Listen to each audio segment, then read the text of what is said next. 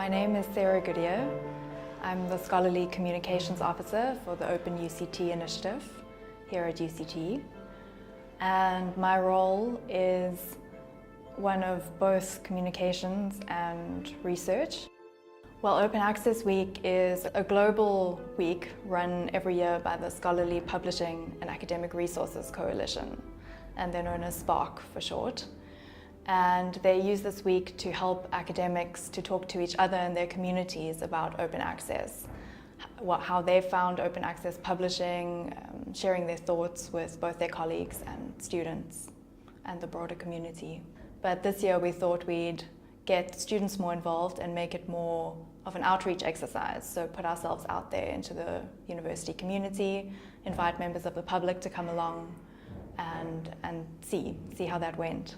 So we were experimenting a bit this year, but I think it turned out quite well. It's really wrong when the laws we have make everybody criminal.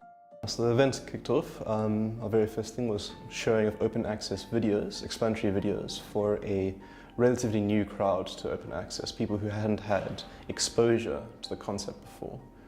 That was Monday the 21st.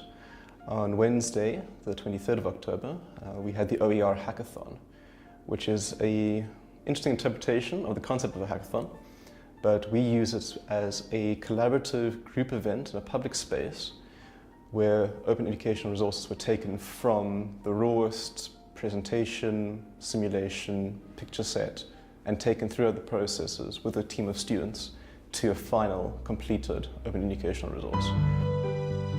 There were a group of us who were looking at materials that we've already had made available to us, lecture materials, course notes, that we're now adapting for use so that they can be published and put on the OpenUCT resource website.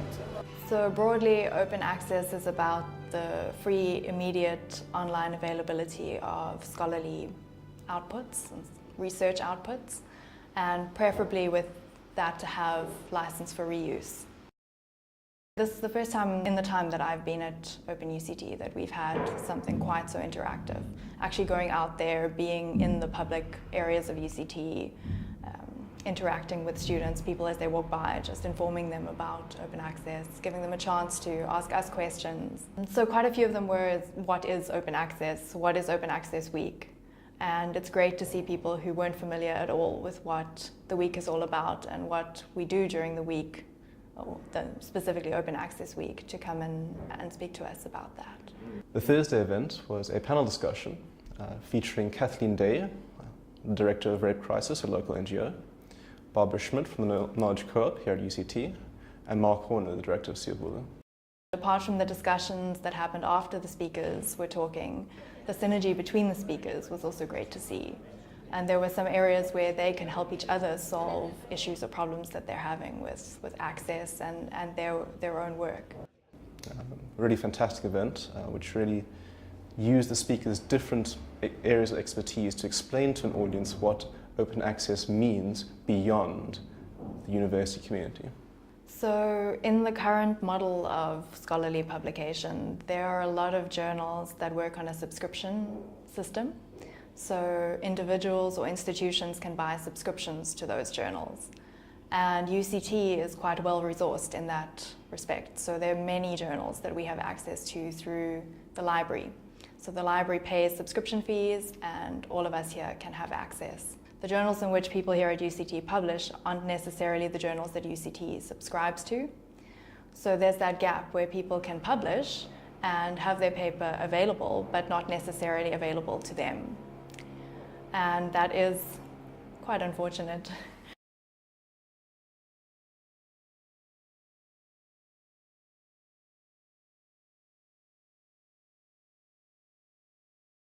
I know a lot of master's students and PhD students who hit those paywalls and they see that they have to pay, or their research group has to pay $30 for an article that they can't afford themselves, or even possibly the research group can't get that money out of their funding. So if they raise the issue of publishing their own papers and their research group's papers open access, and start that conversation with the principal investigator, that's another way to get people to realize that they can do something to get the research out there. There were also questions about what UCT is doing with regard to openness and open access, and what OpenUCT does. Our program helps academics who want to share their teaching and learning materials more openly by providing them with student assistance to navigate the process of copyright clearance, Creative Commons licensing, and finally making the work more open by sharing it through UCT Open Content. Part of UCT's mission statement is to be an Afropolitan university, to lead the continent not only in terms of research, but also in terms of quality teaching.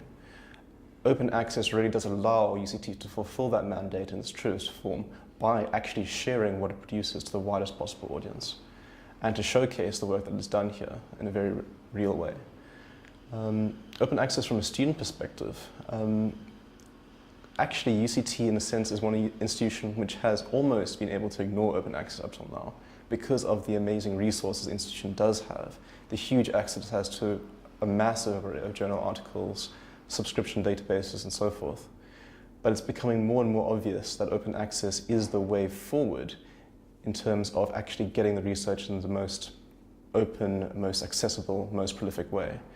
It becomes a real issue for students once they leave the institution and find that the privileged access that they had here at UCT does not apply to the vast majority of people. Making students aware and maybe getting them to speak to their lecturers and their professors and their supervisors is a step towards opening up that conversation, having students realize that they can actually make a difference. CILT.